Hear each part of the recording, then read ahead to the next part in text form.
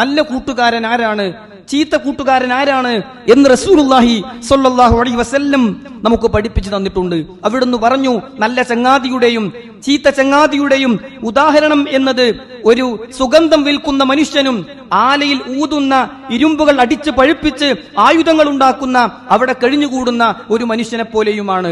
സുഗന്ധം വിൽക്കുന്നവന്റെ കൂടെ കൂടിയാൽ ഒന്നുകിൽ നിങ്ങൾക്ക് ആ സുഗന്ധം വാങ്ങാം, അല്ലെങ്കിൽ അവൻ നിങ്ങൾക്ക് വെറുതെ പുരട്ടി തന്നേക്കാം.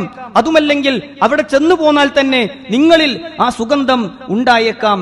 എന്നാൽ നിങ്ങൾ ആലയിൽ ഊതുന്ന മനുഷ്യന്റെ അടുക്കൽ പോയാൽ ഒന്നുകിൽ കരിയും ചെളിയും പൊടിയും നിങ്ങളുടെ വസ്ത്രത്തിലായേക്കാം, അല്ലെങ്കിൽ തീപ്പൊരി വന്ന് നിങ്ങളുടെ വസ്ത്രത്തിന് ദ്വാരമുണ്ടായേക്കാം എന്ന് പറഞ്ഞുകൊണ്ട് റസൂൽ സ്വല്ലല്ലാഹു അലൈഹി വസല്ലം പറഞ്ഞു, നിങ്ങൾ ഉറ്റ ചങ്ങാതിമാരെ തെരഞ്ഞെടുക്കുമ്പോൾ ഏറ്റവും നല്ലവരാണ് എന്ന് ഉറപ്പുവരുത്തണം എന്നാണ് റസൂൽ സ്വല്ലല്ലാഹു അലൈഹി വസല്ലം നമുക്ക് പഠിപ്പിച്ചു തന്നിട്ടുള്ളത്.